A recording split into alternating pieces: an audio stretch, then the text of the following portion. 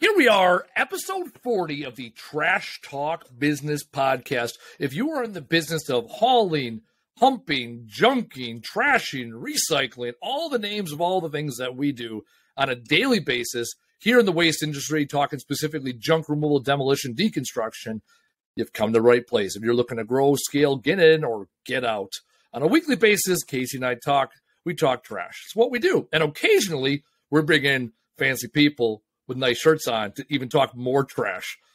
So, Casey, without further ado, why are we here today? Well, apparently I overdressed for this occasion. So today we have a guest, and not just any guest. It's a fancy guest, and his name's Luke. And this guest, whose name Luke, he's going to tell us a thing or two about things we need to know. We're about to find out. There we go. That is the show prep. That's what we did. So this episode is going to come out early 2023-ish. It's about mid-December. Yeah. We are in full tax prep, tax mode. And Luke is my accountant. That's it, right? I mean, what's sexier, right? What's sexier than bringing an accountant? We had an insurance guy. We've had a lawyer. He's part of the dirty half dozen of the people that make your business grow. So, Luke, there you go. There's your introduction. Thanks, guys. Yeah, appreciate the opportunity. Most people don't think accounting's cool and sexy, but I tend to disagree. It's something we not always like to talk about, but it's a necessary evil, right? And I think timing's perfect. Our tax season really starts right after Thanksgiving. It's pre-planning, trying to be proactive rather than reactive. So it's a good time to be chatting. All right. So we're going to be talking, by the time this episode comes out, it's going to be post, right? Let's call it, unless, whatever. Well, we could move this episode up. We don't know. All right. So let's talk, right? So you've been doing my book for a number of years. Let's talk about, like, we're in January, because look, December's already written off, right? You can pretty much account December's written off. Yeah, that's right. If you're listening to this episode and you haven't thought about taxes, this episode is not going to save you for 2022. That ship sailed. That's it, right? So, yeah. So let's talk about, obviously from this year, without being specific, but, you talk about how sexy accounting is, and I'm a huge fan of making data-driven decisions. I'm a big fan of KPIs. So let's talk that through, right? What are some things you've seen in service-based industries that people are missing when it comes to accounting and the importance of it, not just paying the tax man, but the other benefits, why this happens, why we need accountants ultimately. Yeah, I think just to better your business, not only from an efficiency standpoint, tax savings standpoint. Ultimately the decisions that you make from a tax standpoint, keep more money in your pocket, in your business's pocket, as opposed to the government's, which allows for future growth, so on and so forth. So it's fairly, anymore with information real time. You can be pretty dynamic, and I think being up to date with your accounting. So although it might not help this scenario with tax planning, I think getting your best foot forward for 2023 is super important. We like to meet with people ideally on a quarterly basis, if not more. Some we're dealing with on a daily basis, but no less than quarterly, and trying to cover key things so that you can, at any moment's notice, be ready for the next business decision. Whether that's to acquire a business, whether that's to pick up a division, or whether there's an opportunity to possibly sell your business. And being up to date with all those things is really, it's super important, because if you're not ready and you're just kind of like, okay, I'll deal with it at the end of the year, I'll deal with it at tax time, quite honestly, it's too late.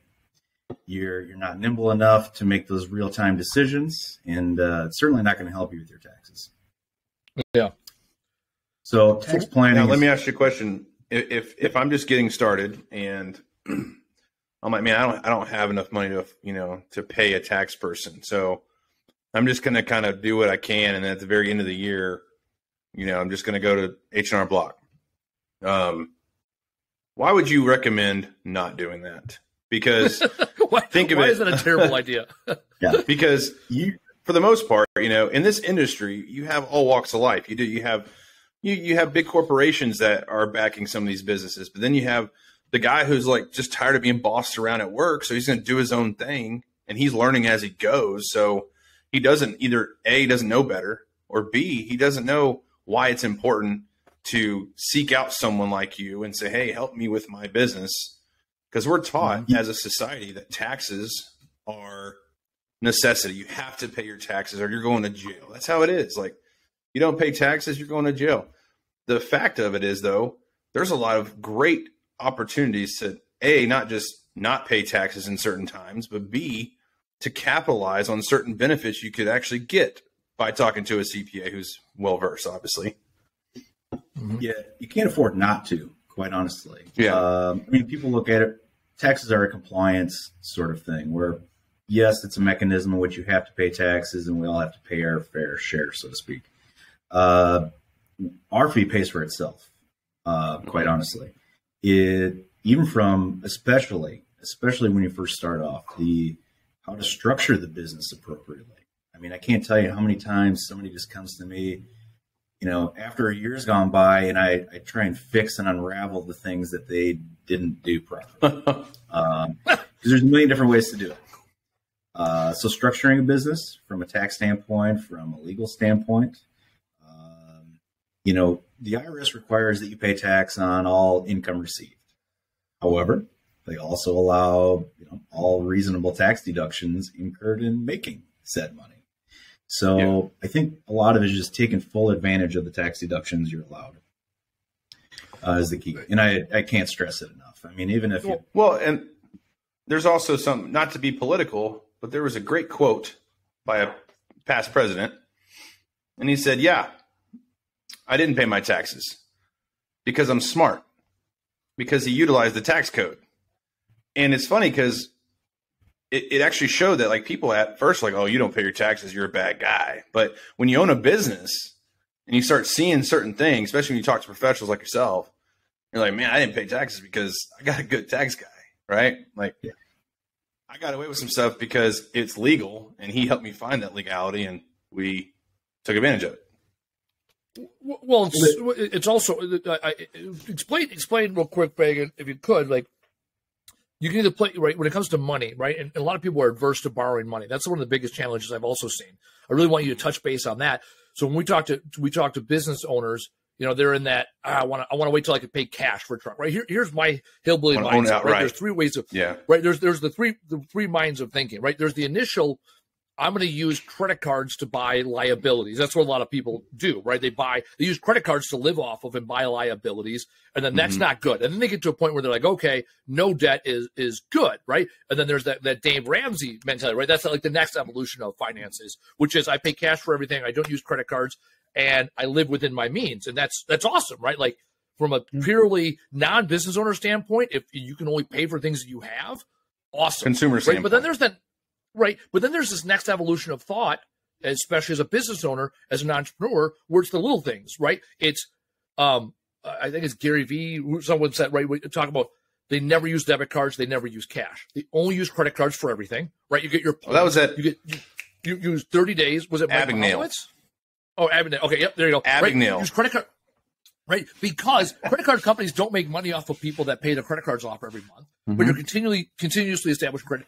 And then even further, Rich Dad Poor Dad talks about no, take loans, right? If you get a loan for less than 5%, here's the hillbilly math, right? If you get a loan for 5% and you can make 10% return on that money, you're netting 5% every time. Yeah. Now there's an inherent risk, obviously. So I want to talk about that because I have been super averse to paying taxes and also paying interest. But then I look at it, well, I'm like, okay, would I rather pay 3, 5, 7 points of interest, use money, borrow it, right?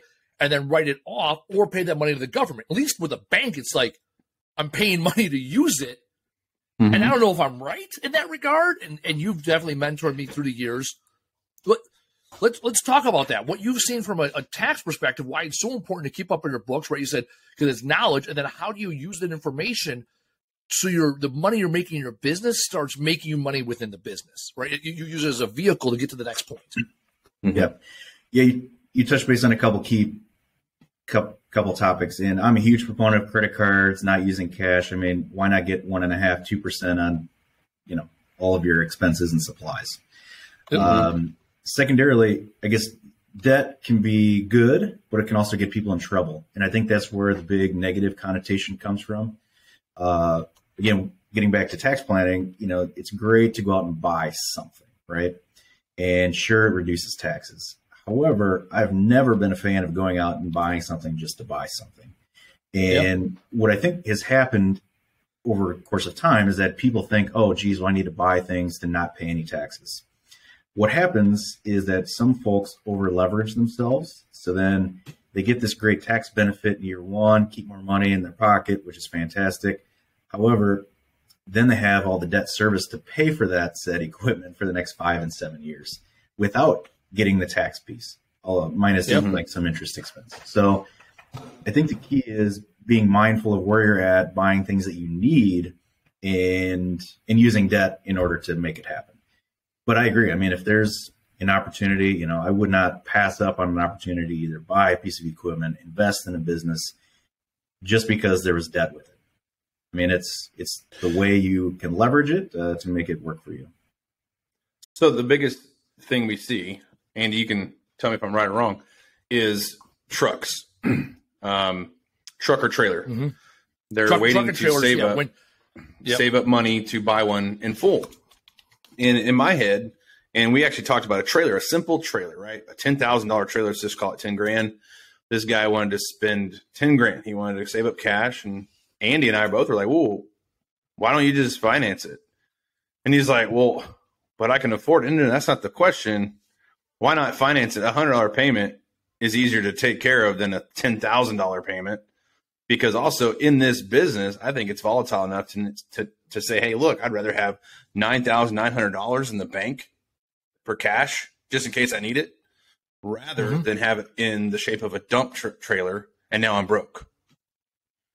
Yeah, and they get caught up on the interest rate and the monthly payment. Yeah. They don't get caught up on, well, what are you getting from it? Mm-hmm. Right? Yeah, cash is king. Having flexibility is key. That's where debt comes in handy. I mean, there's no rule that says you can't pay it off early either. If you buy the trailer, you get the tax benefit for that reason. More importantly, though, I think is, the area of opportunity. Like, does it help make you money? Where's the return on investment? And if you can quantify that in any sort of way, and if it pays for itself over 3 years, well, pay off the loan and you're money ahead, right?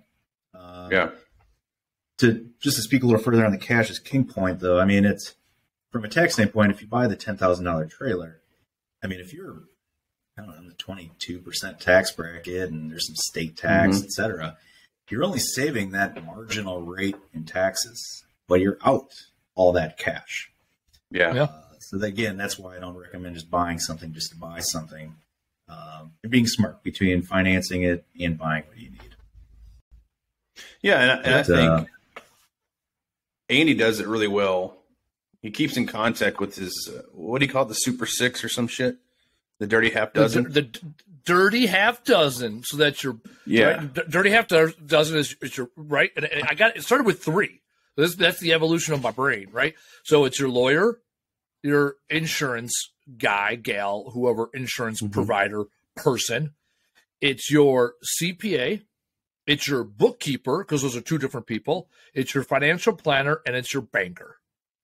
Here's what I've learned over the last 7 years. We stood up our business in February of 16. And at first, I'm like, okay, I'm just going to run the business, and Isaac's going to answer the phone and talk to people, right? My brother, because people like him, and I like to work, right? That was the plan. Well, that went to shit real quick when I realized that someone has to work on the business, and working on the business isn't just going to like 2 networking events a month and be like, all right, phone rang, we're good. It becoming obsessed with information. So it was like, okay, well, how do we plan out marketing and sales and where we spend our money, right? That's one of the biggest questions you ask when we first start. And one of the questions, Casey, you and I hear all the time with our consulting customers is, okay, what do I do with my profit? Where do I spend it marketing-wise? And the first thing I say is, well, what are your KPIs? Well, what are KPIs? Well, those are your key performance indicators. Well, I don't know, right? And I say, okay, well, where's your profit and loss statement? And I've had a customer recently, they're like, oh, yeah, we did it last quarter. I'm like, cool. Where is it this month? Where is it this week? Yeah. Right? Because then your profit and loss statement, that's the bottom line, right? It's a talk military, bottom line up front. Where did the money, because now we have the money. Another question to ask is, well, where did it come from? If we don't know how much money, someone could say, oh, yeah, we get a lot of phone calls from Google. Cool. How many is a lot? Do those convert? Yeah. What is the average conversion on those? And it all starts with, right, they go to Google, right? But it starts with that profit and loss statement. I have another customer. He's a big fan of the podcast who's coming on board as a consulting client, and he's been using cash basis accounting the entire time. But here's the problem. A lot of what he does is commercial work.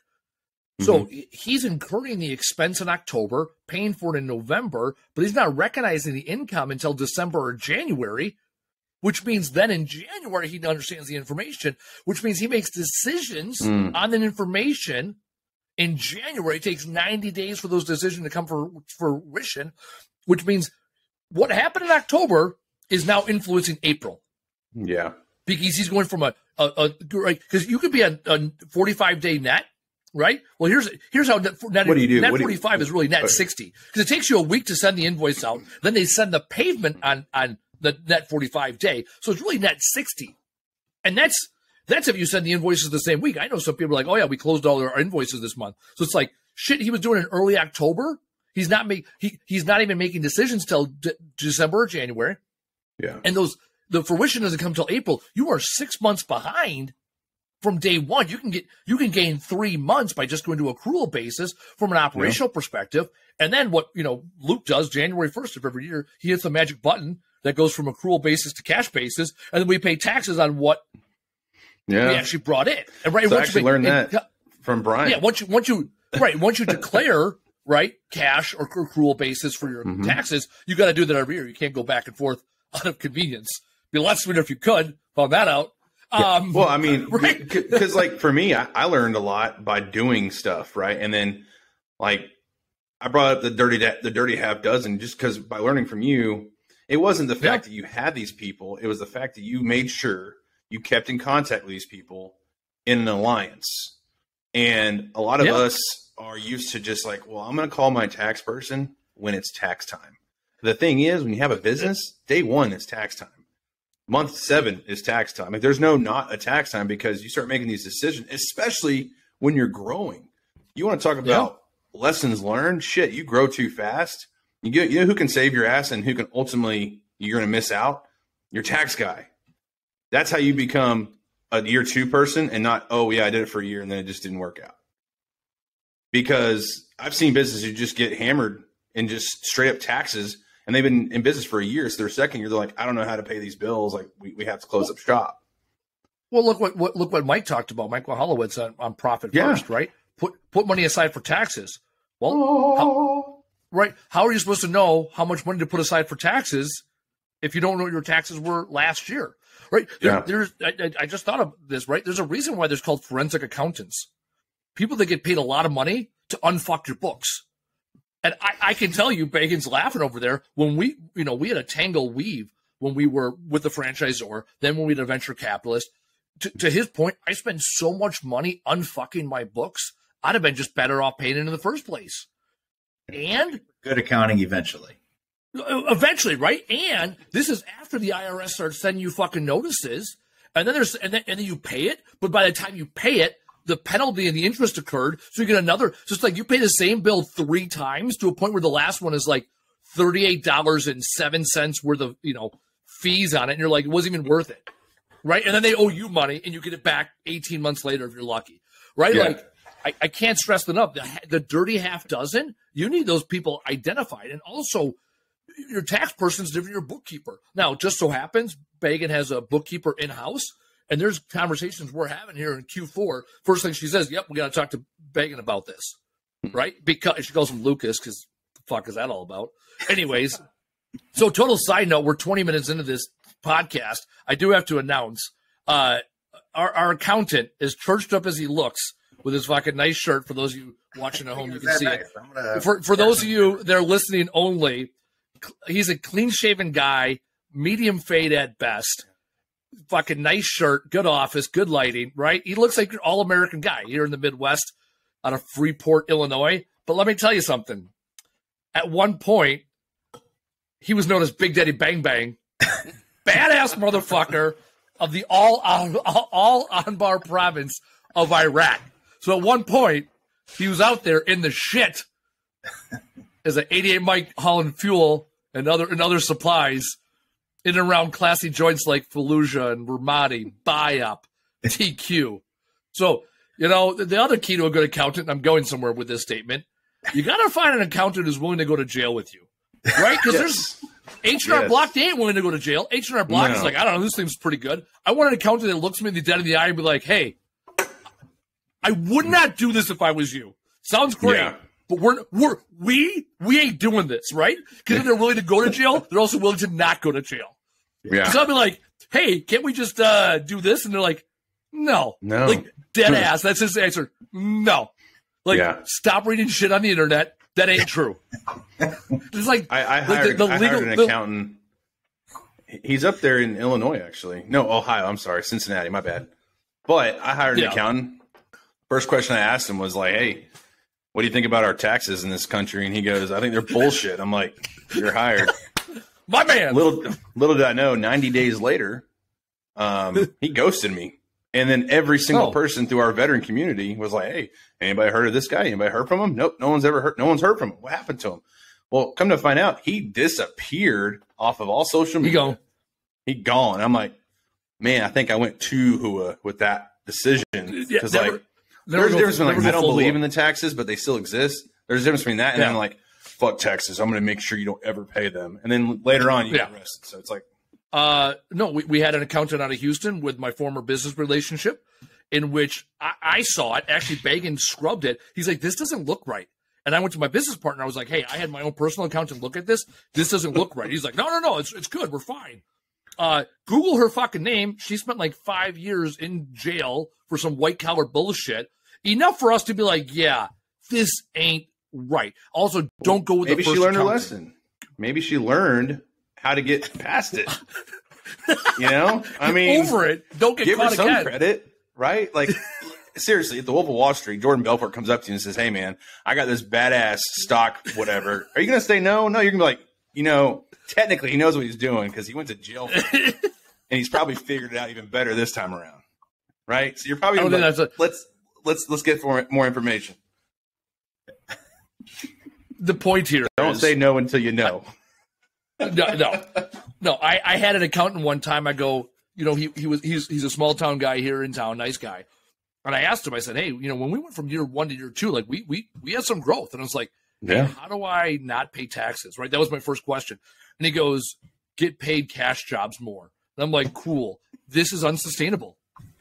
I'd love your answer, but that's not repeatable, right? If you're a ma and pa, a chuck in a truck, that answer works. I'm not approving or disapproving, but it works. But if you want to scale with operations people and expenses, and you want to get a loan someday, getting more cash jobs is not the answer to the test, right? My job, my goal from day one of the business was, how do we make this repeatable and scalable? More cash jobs don't get us to that end state.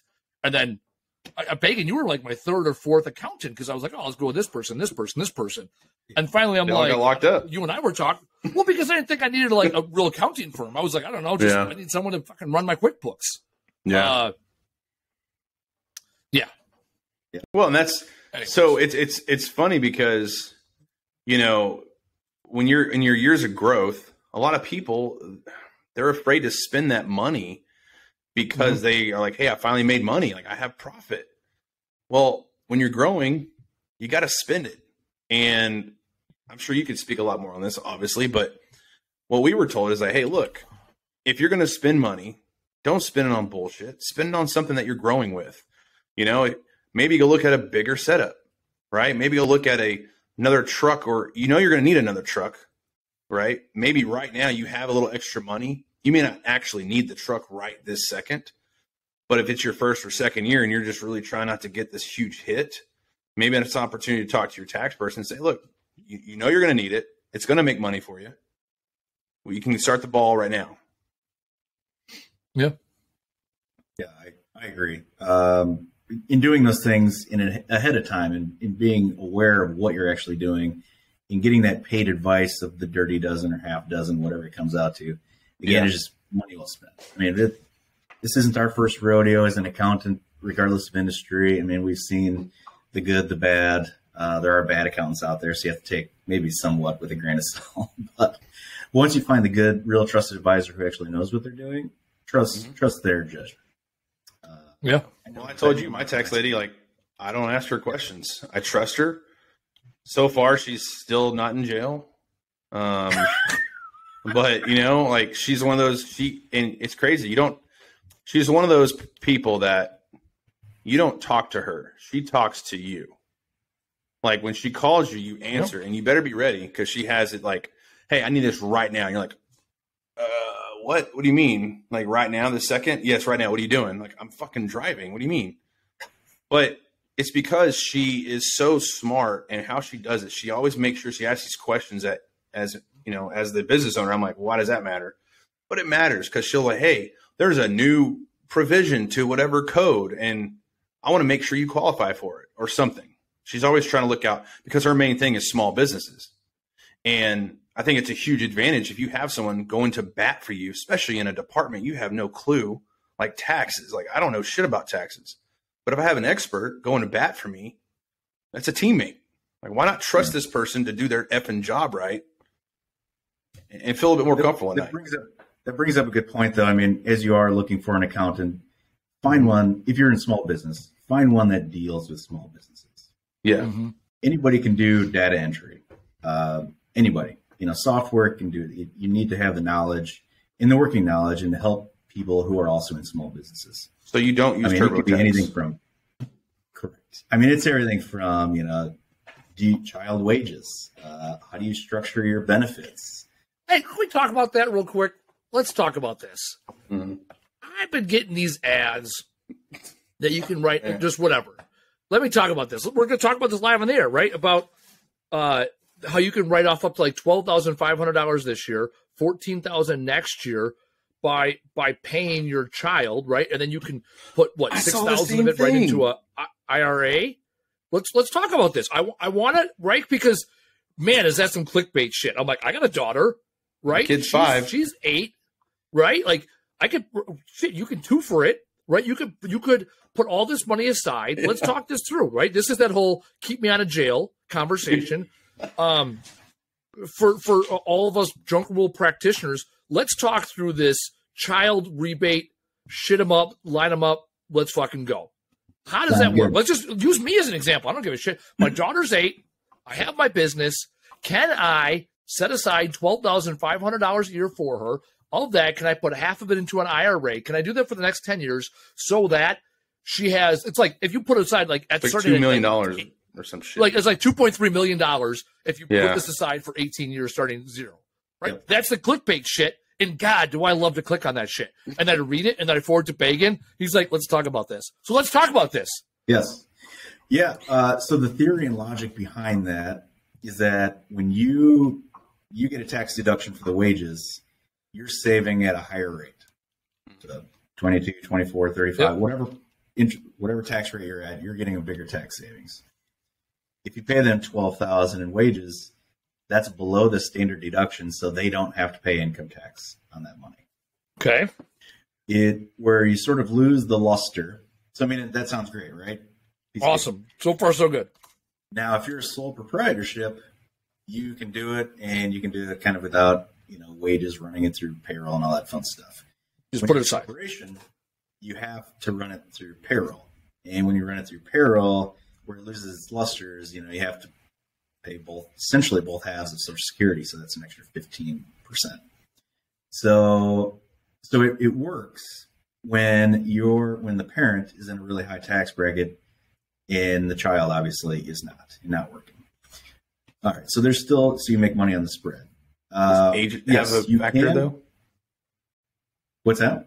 Is age a factor? Because I mean, a 4.5-year-old versus like a 15-year-old. Yep, great point. So the IRS, their only requirement is that you can substantiate it somehow. I mean, they don't need to make minimum wage. It's not like they need to work 1,000 hours. You can pay them whatever is a reasonable rate. One of the other ways that we'll do it is maybe not so much on an hourly basis, but for marketing. Mm-hmm. So I would argue, Andy, using you as an example. I'm listening. Trust me. Yeah.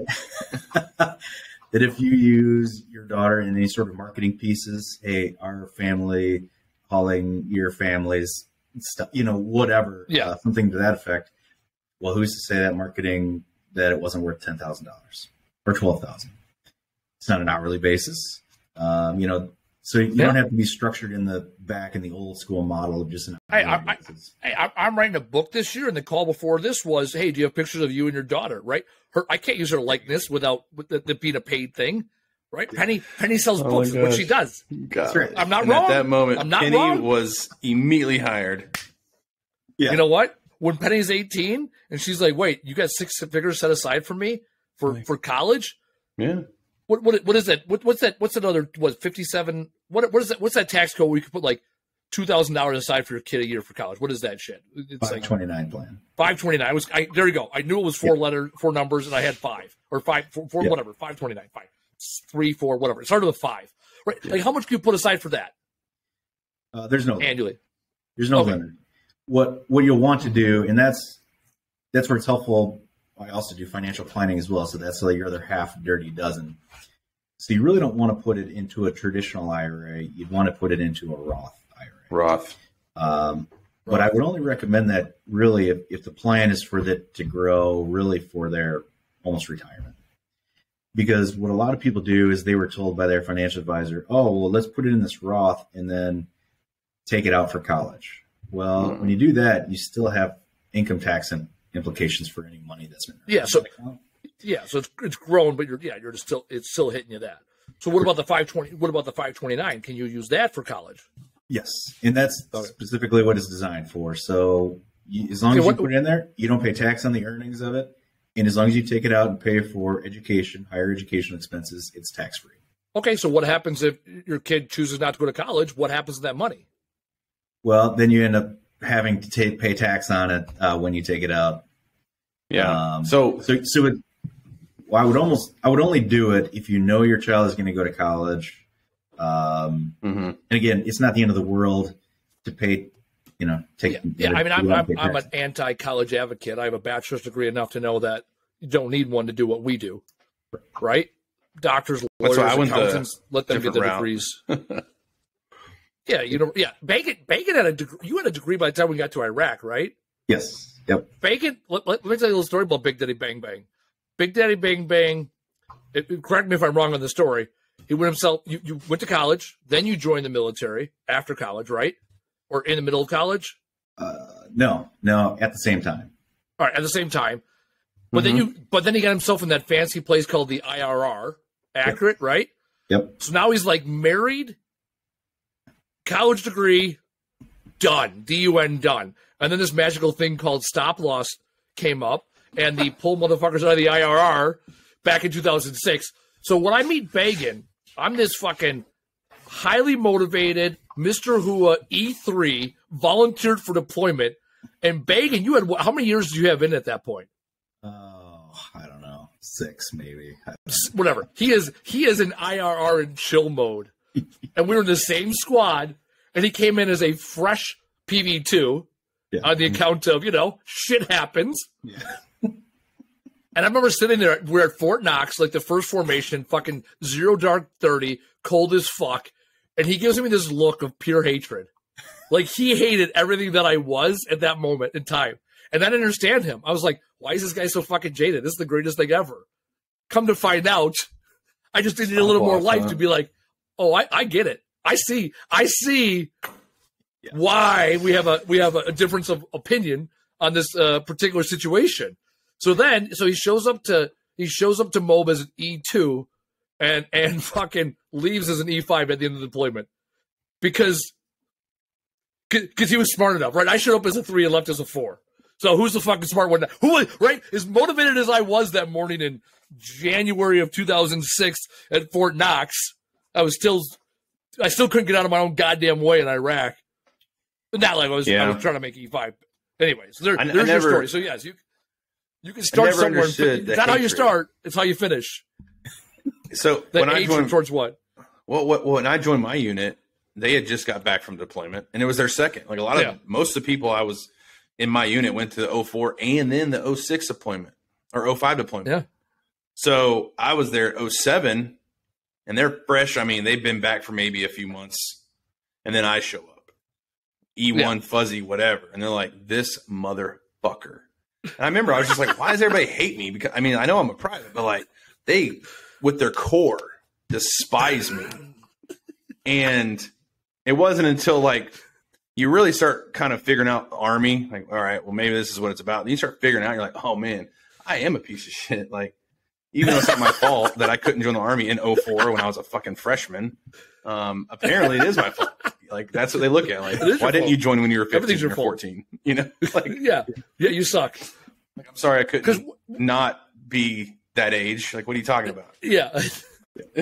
Megan, what year? Because I joined in 04. I was that right, and I was already 20 at that point because I couldn't get in, and then I had to wait till the fucking medical waivers went through. What year did you join Beggin? 99. Jeez, that's what I thought. I mean, that's pre 9/11. Yeah, look at and we didn't mobilize till 2006.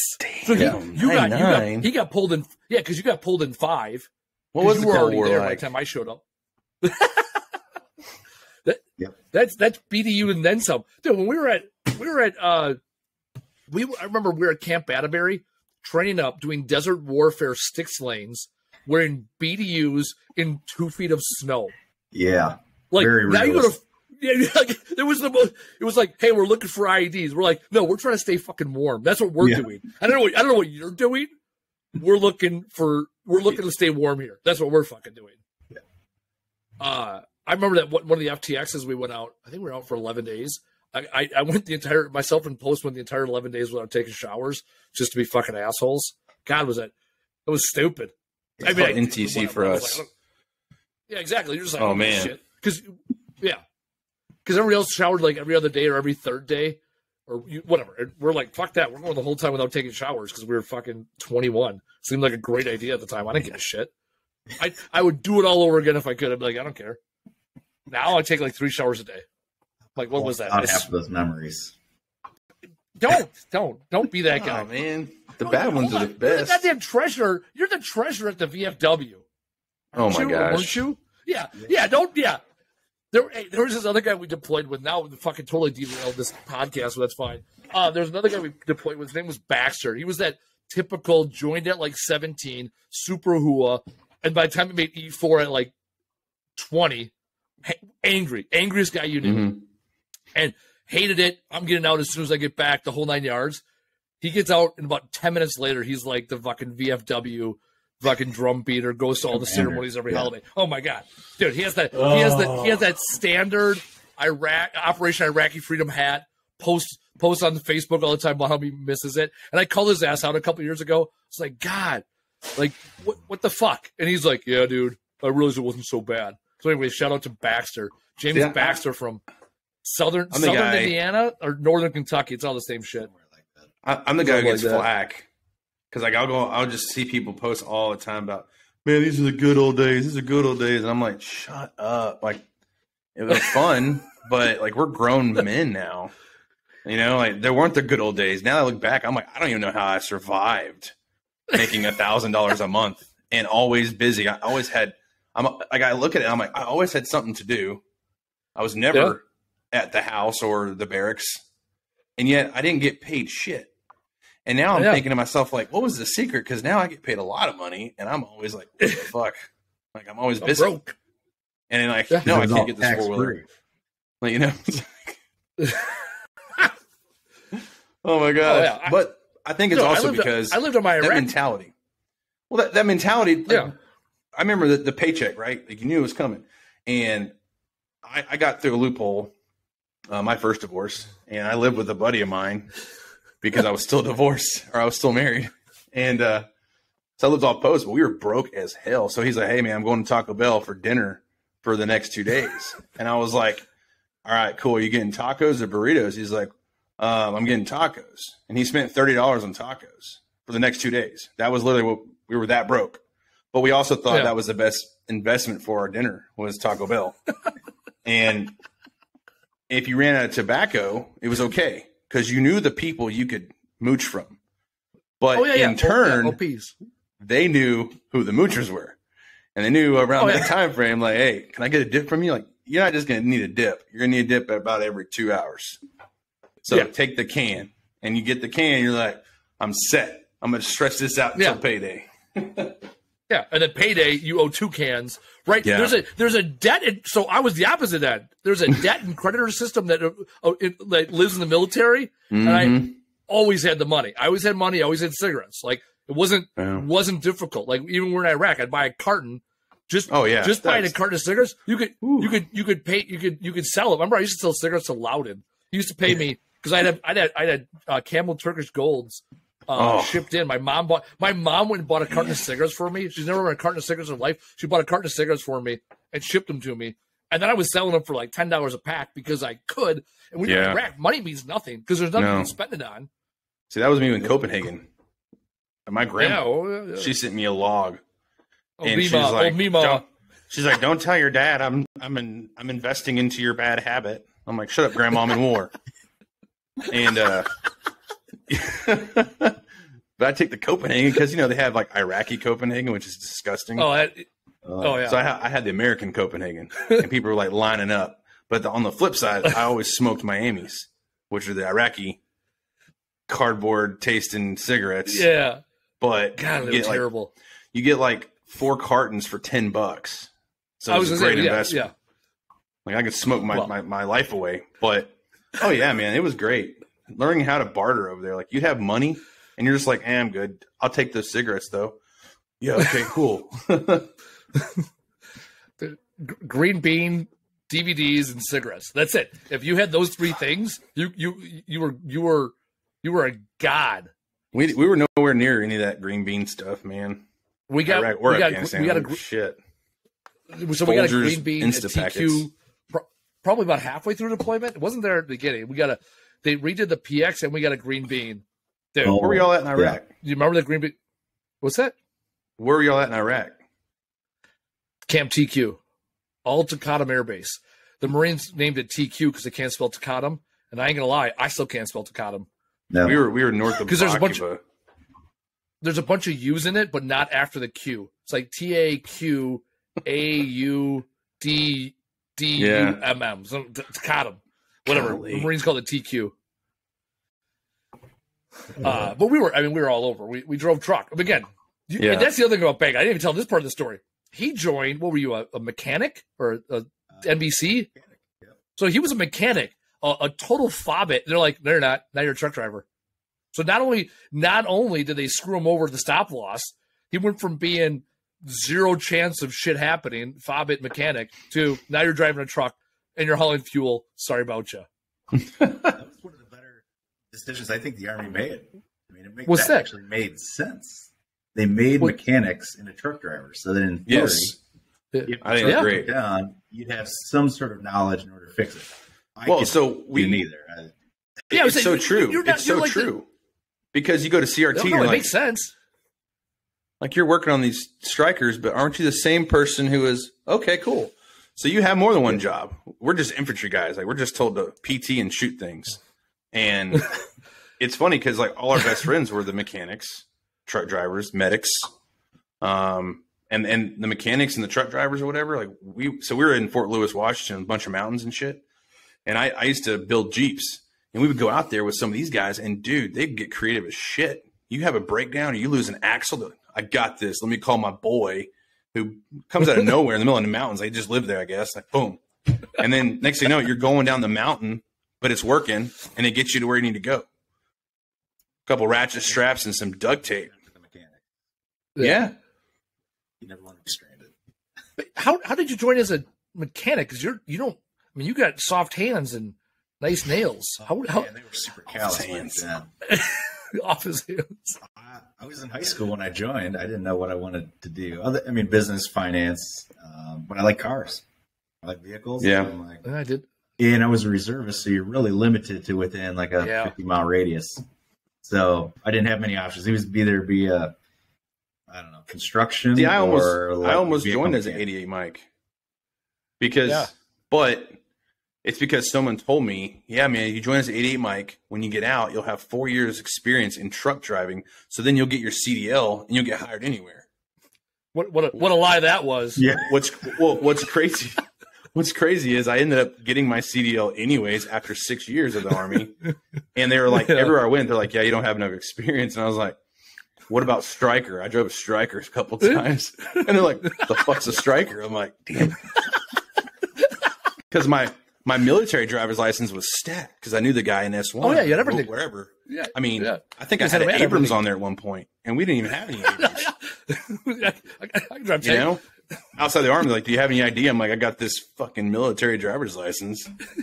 I can drive anything the military has to offer. What about the F-22? Not yet. I know a guy. Not yet. No good. After Iraq, I had 40,000 miles logged. 40,000 miles logged. And I came back, and at the time, if you wanted to do a CDL in Wisconsin, you just needed your commander to sign off on it. That you do have these vehicles, you do drive them, and you need to have a civilian employer say.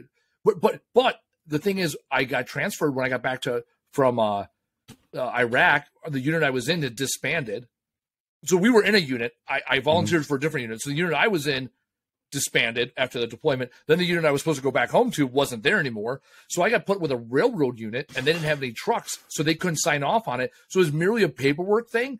And then by the time I got it all figured out, it was 2 years later. And then my DD-214 meant shit. And that was in 2009 after I got laid off, and we got back from Iraq in 2007. And I was like, oh, I'm going to go be a truck driver now. And whatever, it was like 2 years lapsed. And they're like, yeah, the hell you are. And I'm like, you realize I got more fucking miles? And we drove semis with fuel in Iraq. I mean, every hazmat stamp shit, stupid thing I've done, get blown up, seen other people get blown up, fucking ran through goddamn HESCOs. Like, I've done it. I know what not to do and what to do. We've done it all. How do you think Hold I on, felt? Megan, you got to tell. Like, you're a goddamn infantry grunt. That's what I'm saying. I get out of the military, and every person, everywhere I apply, they're like, yeah, sorry, you need a proper license to carry a weapon. I'm like, do you understand? I carried a weapon in other countries, like, all the time, every day. Yeah. And I also fired it. I knew not to fire it, and I knew when to fire it. And you're telling me I have to go to a special school over here to learn all that stuff I just learned 6 years straight. Okay. And then they give you this thing you fill out online, and it comes up with your top 10 jobs you're qualified for. No shit.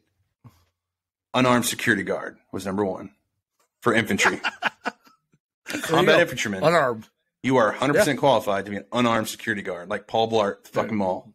All right, hold on. Before we forget, because we're not even talking about a fucking accounting. I have no idea what the damn title of this episode is going to be. Like, we tried talking to Iraq. This shit happened. From taxes to Iraq. Beggin, you said something, and I just got to hear the story because I know the fucking story. It's one of my favorite stories. Because that's what you do, right? Talk about the good old days. So let's talk about how much you like cars and the incident in Iraq revolving around you in a car and financial planning. Let's talk about that, Beggin. Let's just talk about that. No big deal. Cars are not a good investment. You mentioned earlier when you're in Iraq, you have to overspend money. You find the internet and you buy cars. You bought a Challenger, didn't you, or a Charger? Yeah, close. So, we're all lifting weights and amped up, and I have all the stuff, to stay awake and lift weights, and I couldn't sleep, so I went on eBay and bought a Mercedes, and it seemed like a great idea until I called my wife and I said, "Hey, honey, you need to go pick up a car." And I bought online. Oh my gosh. Not the best financial decision I made, but I drove it. It was great. Traded it in for what I bought it for, so I guess no harm, no foul.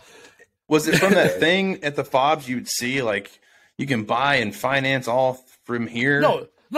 Well, buy here. Oh, you did on eBay. He straight went to eBay. No, he straight up went on eBay one night. Yeah.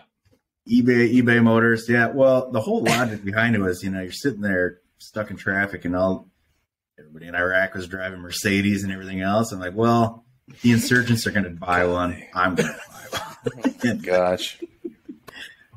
Yeah. Yeah. See, for us, we would go to the big fobs, like Balad and Al Assad, for like supply runs or some shit. We'd always be at escorts, and we were there for usually about 6 hours. So they're like, "Hey, just don't get in trouble." And some of us would just immediately get in trouble. But like the privates would always go and shop. And there was a few guys that bought cars. And we're like, what do you mean you bought a car? Like, yeah, man, I bought a brand new Dodge Charger, man. I can't wait to get home. I'm like, you're going to fucking die tomorrow because you're stupid. Why'd you buy a car? And they're like, because it was such a good deal. It's tax-free. I'm like, it's tax-free while you're here. But then you got to go there and pay 20%. Like, you're dumb. Yeah, at 27% interest. So you would go to like AFES, you would go to like the PX, and they just sell you a car like Costco? They would have signs out, these fobs, you know, and they have like, it's all wooden porches and shit, but it looks pretty badass. And they have these signs, and it's like, you know, buy a car and lease through AFES or something like. I never did it, but I just remember if like coming back home a couple months later, you see a line of tow trucks outside main gate because they're all waiting for their permits because they're going to go in there and start collecting cars. And sure enough, man, they know where the barracks are. They know, dude. You don't have to ask them where you're going. They're like, hey, we're good. All right, we know exactly where we're going. It's for these 3 cars in this parking lot, and the other guys are going to that side. And it was like clockwork. But yeah, they would do that. How do you buy a fucking brand new car in Iraq and finance it? Like, it was just weird. Well, I think they prey on military. I mean, absolutely. Why every military base I've ever been to, it's either Ford dealerships and strip clubs. That's about it. And pawn shops, right? Meanwhile, I'm trying to get a deuce and a half for $10,000. I'm like, I want that truck. Yeah, that's my investment. Yeah. Someone asked me, why do you want a deuce and a half? I'm like, because I can park it anywhere. They're like, where are you going to park? I'm like, anywhere the fuck I want. It's a deuce and a half. I mean, who's going to tow that thing? Right? No, good point. That is. So I thought about that deuce and a half for parades, just to drive around every once in a while. You got the space. $15,000. The problem is it costs you like $1,000 every time you want to start it because there's no way it just turns over. Yeah, you have to have a diesel mechanic on. No. Exactly. You need a diesel mechanic on. No, you're not. No, you click it. And just tink, tink, tink. Just click. Remember they had those little solar panels in all the vehicles that was supposed to trickle charge the battery? Yeah, no, those don't work. On the Humvees and shit, they came out in like the late 90s, early 2000s. Yeah, they have this little square, it's probably like 4 inches by 4 inches, little square. It was blue. We had a little trickle charge. It was supposed to be a trickle charge the battery. Whatever. Someone made a fucking $1 million selling that terrible idea. The U.S. government. Can you imagine being that guy? Like, I got this great idea. All right. Yeah, let me tell you. I'm gonna take a calculator. Remember, like back in the day when we were kids, they had the solar charged calculators, right? Hey, I'm gonna take that little strip. I'm gonna put it on a Humvee, and every time you go to start your truck, it's gonna turn right over. Like, it's the greatest idea ever. We have plenty of sun. The argument's that's good. Calculators are gonna be obsolete in 5 years, so we're actually gonna literally take the strips out of the calculators. Yeah. And it's enough to trickle charge this 12-volt battery. Yeah. I'm not wrong. I'll take a picture and send it to you. All right. Did we even talk accounting? I mean, we started. There was really good intentionality there. I have a question for you real quick. It's about accounting. How come, and this is just a plain question, I don't know, but I always heard that the military was paid from taxes. But yet I remember paying a shitload of taxes when I was in the military. Is that legal? I mean, like, I'm over here like, why are we getting paid taxes? They can make whatever they want. Hey, here's the deal. When you win the lottery, right? You got to pay taxes in the lottery. Oh, yeah. And the lottery is just the lottery is just a redistribution of wealth. All the lottery is volunteer taxes. That's it. Which when you give Mega Millions your $2, a percentage of that dollar automatically goes to the state. Actually, the guy we deployed we deployed this guy named Clements. He worked for the Kentucky lottery. He did. But when you play the lottery at your state, all you're doing is paying voluntary taxes with the hope or goal that you receive a portion of it back. Yeah. Well, because I know Texas is like, it all goes towards the school system or some shit. I don't know. But I also know that like you can report your losses at the casino on your taxes. Yeah. Oh yeah, tax write off. Yeah. It's like, here's what the fuck is that about? Winnings. Yeah. Here's the deal. My buddy Tyler talks about this. You've met Tyler, Casey. My Yeah, buddy Tyler just- talks about this, right? Just saw him There are somewhere several else. He's traveling too. Yeah, he's traveling. Anyways, there are several financial institutions in the great city of Las Vegas, and they are currently holding my money, Yes. and I have to go back and withdraw the money. Now, I have to make deposits with with a hope for a withdrawal, Yeah. and that's all casinos are. They are just temporary financial institutions that are currently holding my money. It's like any other investment. It's like buying a stock at this point, right? Sometimes you got to really put money is. back in the stock market to play. That's all the craps table is. I don't have to wait. I don't have to wait for FTX idiot and Bitcoin to break to lose my money in a craps table. It's instant. I see it. Dude, I watched. Numbers get rolled. Shit happens. My money is gone. My investment over. For the record, watched I have a craps table. I have a craps. You can't see it. Oh, you can kind of see it in the shot. I have a craps table on my wall to remind me of what I love. Craps. We'll show you right now. So let me ask you another question, Beggin. Yep. So I actually invest in whole life policies. I have a couple of them. I roll a 7. There you go. One roll, I roll the fucking 7. That's why we don't play craps. Oh my gosh. Bullshit. Anyways, but I also was interested in doing it for my businesses as well. Now, are you familiar with any of that kind of tactic? You said whole life policies? Yeah. Yes, when it makes sense. Yeah. Typically, the only time I will is when it's a intercompany buyout. Yeah, that's what I was. Yeah, that's the only. For me, it was more of like, should I create one? Like, so for instance, I'm in a deal with a couple guys right now for a pretty big commercial property, right? Mhm. And it came up doing the paperwork, like, hey, we're going to have a life policy on this property. Pretty much it's like, look, and if one of y'all dies before the sale, kind of thing. So it doesn't really make sense for a smaller business then, unless you're a partner. Sometimes banks will want that, so that way, if something happened to one of the investors, the bank's at least assured to get some sort of payment. In the event of dying. Yeah, the only other time I really see it is corporate buyouts. Mm-hmm. So from one partner to buy out the other, sustainability of a business. So if you want, if I die, will there be enough life insurance proceeds to pay out my heirs and or keep the business still going? Beyond that, I don't use it really for a financial tool beyond that. Some people are huge proponents. Typically insurance salesmen are. I use it in a very limited basis. I didn't know if that's just I didn't know if you recommended that's a place to put excess funds. I don't know. No, not necessarily. It's interesting you brought that up because somebody was telling my brother that financial advisor, he lives out in New Jersey. He's in the Air Force, and financial advisor owns the gym he goes to, and that was bringing up whole life policies. I don't know how that all got there, but the sales, my take on it. Sense. Yeah, exactly. Top of the funnel. In order, for a whole life policy, there's usually some bells and whistles with it, and you usually pay for those. So, from an investment standpoint, I think they serve a perfect purpose, but in a limited use. Any additional funds, probably would not put in there. But that's just my 2 cents. Yeah, because the only reason I ask is because I've actually used personally a life policy to borrow against, right? And I've seen it. I've seen the benefits of it. I've seen I have money growing compound interest right now. At the same time, I can borrow against it, and I can still profit a percentage of interest every month until I pay that money back and I get the full.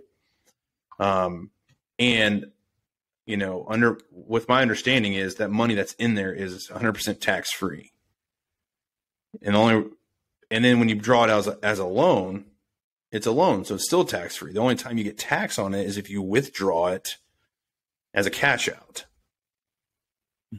And I didn't know if that's something, because for me, it's like, look, if I'm going to go buy something and I need $20,000, it would behoove me to borrow $20,000 from myself and owe myself 2-3% or whatever. You see what I'm saying? Yeah, absolutely. It does provide that flexibility. I don't know if I'd hang my hat on that strategy. I mean, it's definitely a resource and available to you, right? So why not? Same thing could be done with your 401k. I mean, you can borrow from yourself and do that. Those tend to be lower cost. I guess I would make the argument, instead of putting it into an insurance policy that does have additional costs that you don't really know or baked into it, just investing in it outside of a retirement plan. And that's fully liquid to you. Yeah. Maybe the downside of that is you have to pay tax on the earnings as you go, but you have far more flexibility with it too. I mean, the thing with those life insurance policies is, even though you borrow from it, you do eventually need to repay it. Yeah. Well, and if you don't, then you're taxed on all of it. Yeah, and I think, and we can go on a whole another conversation about this, but I think there's a certain point in time in your business you should start looking at investing opportunities for your business. And it strictly is like now I'm very, I'm getting into real estate a lot, but at the same time, a lot of these people I met through junk removal. And if I were to do all over again with what I've known, I'd actually make real estate decisions for my junk removal business, because I've seen what happens through business, right? So investing into anything that's for your business in a good way, like Andy owns his warehouse.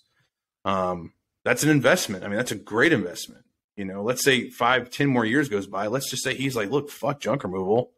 Well, he still has a very powerful asset, I think, that he can use to his advantage. So yeah, I mean, that's another topic, but it's just interesting. No, and this actually, it was interesting. You guys were talking. I was listening because I've thought about that. I've heard about that. Right, Rich Dad Poor Dad talks about getting life insurance policies and then using that money at a low interest rate that you're paying to yourself anyways, to use that to acquire asset or invest in.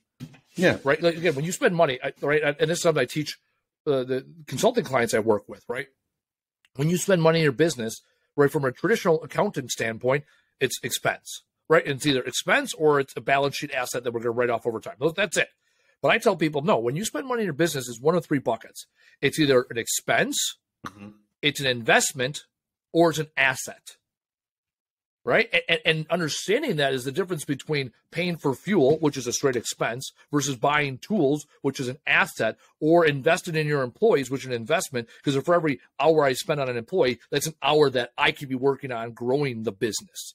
And once you start thinking of that way, then you're like, you're right. Let's cut expenses. But for example, a couple of years ago, I was consulting with somebody. It's like, hey, you didn't spend enough money in marketing. They're like, well, no, it's really good. I'm like, no. That means that you didn't invest money in marketing so that it came back with more friends. Yeah. Right. And also when you hear cutting expenses, when you hear cutting expenses, hey, a new buyer takes over a company. They need to cut expenses. What's the first thing you think about? Laying people off. There goes the coffee. Well, great. But the problem is that's not cutting expenses. That's you're getting rid of investments. In junk removal, your top three expenses, as far as expenses are concerned, from my perspective, disposal, insurance, and fuel. Right? And the way you reduce your insurance expense, because it's an expense, it's a cost of doing business, you're never going to see those dollars again.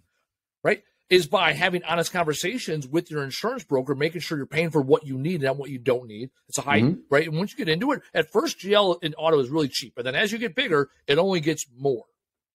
And how do you reduce that expense? By not having catastrophic issues, right? There isn't a fucking expense versus, or in addition to fuel and disposal. Now let's talk about investments, right? We're going to circle this back around. And I think the title of this episode is going to be something to the effect of, don't worry, we'll get back to accounting eventually.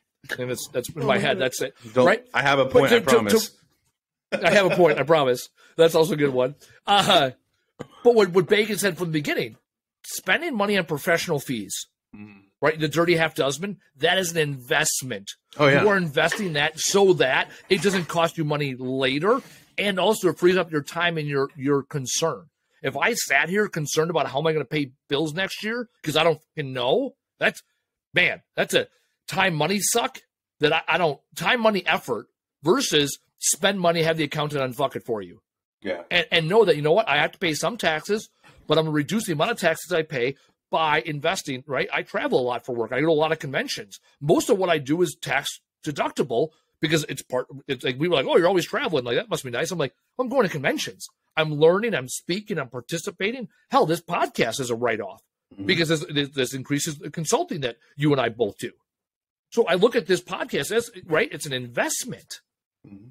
I give my time, my money, my effort so that more dollars come back versus sitting around and saying, okay, I'm going to spend the money I spend on podcasts. I'm going to go piss it away at the casino, or I'm going to go on vacations, or I'm going to spend it at the bar, right? Because that's what a lot of guys do in our industry, right? They have a good month. What do? They go out and party.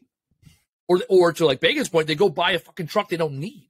Yeah. Right? $60,000 truck will do, but $85,000 truck is cooler. It's that guy that gets the big 350 with the dualies that he uses as his sales vehicle. You're like, right? How many guys have we seen like that? It's like, dude, is that pulling a trailer? No, but it looks cool. Hell, Yeah. Casey did that. You had that King Ranch for the longest time. You thought you were But Billy I didn't Badass wrap over it. there. I had the King Ranch because I've always drove those Should've wrapped trucks. And I've always needed them. Yeah. I've always needed them. Yeah. But I Then did you not drove wrap a it. GMC and you're like, then you drove a GMC and you're like, Yeah. God, Fords suck. I was like, holy I don't shit. give a shit. I just like it when Casey's wrong. It's like, He talked it's all like I this went from shit, all Iraq this shit. and I went to Qatar and I was like, whoa, this is what I've been missing. This is nice over here. Like, they're still I've been to racist and they Qatar. hate women, but it's a nicer area to be in, right? They have pools. Yeah. They have clean water. If I could derail quickly. Did you go to Qatar? Now that we're back to talking about Iraq. Who, Did me? you go to Qatar, Bacon? No. Or Bubba? Yeah. For the Yeah, I R&R? Yeah, I went to what? I went to Qatar for R&R, What's that mean? rest and relaxation. That's what they let us reservists do. Y'all had rest and relaxation during deployments? Oh yeah, my 3.5 days. It was nice. Fucking A. Hey, we go to Qatar. Yeah, we go to Qatar where that's where the Air Force Permanent Party is stationed. See, that was We go called there Air for, Force Base Balad in Iraq for us. Like, we got there like, damn, this is it. Oh, Like, guys, how do we that stay was- here? Anaconda had a swimming pool. I never made it to Yeah. Anaconda. Oh man, Balad was no, was happening, dude. Like, the Air Force chicks Dude, were I in was- bikinis, and we're like, Yeah. are these civilians? No, What? these are Air Force. Oh, they're allowed to do that. Yeah. No, I went to Qatar in, I don't know what the fuck it was, August or September of 2006. It was 900 degrees with 7,000% humidity. Like, the fact they just had a World Cup there, they're like, yeah, we got to move it to November because it is stupid hot. It is. It's stupid hot. And Really? they're in the middle of the Red Sea. So it's like, let's just have humidity. Let's have 99.9% humidity with 0% chance of rain. It's just going to, like, you walk from air conditioned building to the other, and it feels like Casey, it feels like when you and I were doing that McDonald's job and we had to drive through these sub-zero Yes. freezers. Those are amazing. Total side note, Bacon. So last year, Casey and I were doing this job that in LA, and we're in this warehouse in, what was it, September? Like, so September, October, Yeah. LA. It's, it's warm out. It's warm out, and we're in this semi-air conditioned warehouse, but we're right by a dock door. So it's like 85, like nothing crazy, 80, 85. But then we had to drive our forklifts that we had through A a couple Sub-Zero. of different areas and go through this sub-zero area, like where they put the, like when a bun is like whatever. It's like Yeah. where the frozenness of frozen shit. Because there's the workers like in there are coolers, wearing the Arctic freezers, clothing. Arctic clothing, and like, a couple of idiots. No, we weren't on forklifts. I think we were just pushing pallet jacks. No, we're on those. We're on those pallet like. jacks. We're on those like Oh, zooming the one, ones. yeah. The Dude, Zoomy Zoom ones, which is like Yeah. a pallet jack on fucking steroids with a battery, which there's no reason we should be No. allowed to drive those. Oh my That's probably like a gosh. 40-hour course, and we got like 10 minutes, and we just ran into everything. We were terrible on those things. Yeah. Anyways, we're driving these Zoomy Zoom things through this sub-zero freezer. Yeah. Like, my nipples are still cold, and that was a year ago. That was amazing. Anyways, that's what it's like in Qatar, going from building to building when it's 900 degrees out, and then you go into a 65-degree building. With Well, all the humidity, with- it's from with the moderate tears humidity. of the oppression over there. Qatar is just, it's just tears. That's it. Just tears, Yeah. tears of oppression. Yeah. I should check to see in our. I'm gonna look this up before we leave here. In our so we have stats, and you know what? We'll talk stats. This is a KPI driven conversation, right? We look at our stats. I want to see how many listeners, if any, we have in Qatar. I know that last I checked, Texas. I think Texas was our number 2 state. California was 1. Dallas Fort Worth is our number 1 market area, right? We look at these things. Shout out to Dallas Fort Worth, the Big D. Barely, we didn't even talk about football yet. I know, man. I was waiting for it. Barely squeaked out a win against the hapless Texans, barely. Oh, man. Everyone in America wanted you guys to fucking lose, just for the record. Oh, I know. Let's take a look. No, you know what? We have no listeners in the entire Middle East. That's what we have. We do have one listener in Turkey, 7 in India, 2 in South Africa, 1 in Nigeria. Australia coming in at 60 listeners. Actually, Australia is our third. Those listeners are in the internment country. camps in Australia. Jesus. Yeah. Nothing else to do. South real quick. This sounds like a really good podcast, guys. We can't go outside. Top 3 countries outside the United States. Canada, our good friends in the north. Australia, the land down under. The UK, sorry about 1776. And New Zealand, I'm a huge fan. The All Blacks, the Lord of the rugby Rings team down there. Big fan. Also, Lord of the Rings. Huge fan. Big fan. It's impressive. I didn't realize you guys had that much reach. We have that reach. Yeah. We haven't made. We've been in the Middle East. We just don't have people. Maybe we should start listening marketing to our over podcast. Have you looked at? I've looked into real estate in the Middle East. It's insane. Like you can get some good stuff. That's all that sand. Actually, our number one market as of this week, number one market in the United States, Philadelphia, number one market. Thank you, Philly. Of people that are stuck in. Thank you, Philly, for all the people stuck in Drunken World franchises that want another answer. Yes. We appreciate your listenership. We do. Shots fired. Can you say shots fired when you say it? Anyways, so those are the stats. We don't do weekly stats updates, but you know what? Like we said a little bit ago, we'll get back to the accounting eventually. That's we the need name of sound the episode. bites. What do you mean sound bites? We Like have when sound we bites. introduced- We just talked for the last. I meant like when we introduced Beggin, it should have immediately gone to a money sound, like ching. All right, Taylor can do that. You know? Taylor knows people in post. Applause. Taylor is the person in post. Shots fired. Yeah. Iraq. Oh, la, la, la, la. I mean, anything. See, that's why we don't talk to veterans, because then Casey gets twitchy. Yeah. PTSD boils up from the surface. Safe space, guys. Casey did spend a couple. Safe space. Casey spent a couple days. He took the early exit from Afghanistan by way of Germany and Walter Reed. So he's got with fucking papers. Reasons to be twitchy. There you go. Maybe that'll be the name of the episode. Reasons to be twitchy. Here's the title. We covered everything. Like we covered it all. This might be our last episode. We made it to 40. There's literally nothing else to say. Beggin did text me like a true accountant. He called me and texted me like a half hour before this recording. He's like, "Hey, what do I need to know?" I'm like, "Hey, man, we don't even know. We don't know where this is going. Just know your numbers. We're gonna That's it. know your numbers." And actually, here's the deal: we recorded it, and then I was like, "Oh yeah, I'm gonna pull up that picture of Beggin. I got a picture of Beggin in my photo archives, sitting next to a burn pit, just a massive amount of smoke." Because we used to, in Iraq, we used to burn shit, and because we hauled fuel, we were the guys that had to fucking dump the fuel on top of the black water and then shoot a pin flare, and we just stood there like idiots, breathing like, "Oh, that stinks." We had y'all unload. I don't know how much was in there, but it was from the truck into a big pile of marijuana. We had dozers piling up weed fields into piles. Yeah, and then we'd light it on fire, and we were told to stand downwind or upwind. Yeah, great. Yeah, upwind. Yeah, upwind. You know what? Idiot. Go stand downwind, idiot. Yeah, I'm like, can we go that away? Well, here's the deal. We would light that shit. It burned for a month. It would just continue to billow. And we're like, oh, yeah, we can smell it. We're like, yeah, this can't be good for you. But not a lot of options here, Bob. Hold your breath. So, yeah, burn pit. Whenever I see those burn pit fucking videos, melanoma, all that shit, I was like, oh, yeah, we fuck it. Like, yeah. Mm-hmm. I got the pictures. I was there. It's their way of covering it up by inventing COVID-19. It's actually the burn pit shit. That's what it is? That's what it is, There man. we go. Jeez, we really Just spread it to really everybody. fucking man. You know what? Let's just go free Casey, ride right now. Let's just go politics. Right now, yes or no, pure politics. do you like Joe Biden? I can't answer that question. I am still a federal employee. He's still the commander in chief. That's right. Okay. Unbiased opinion, real quick. If you had a red car or a blue car, would you still like to see Joe Biden out of the office? Go. It's like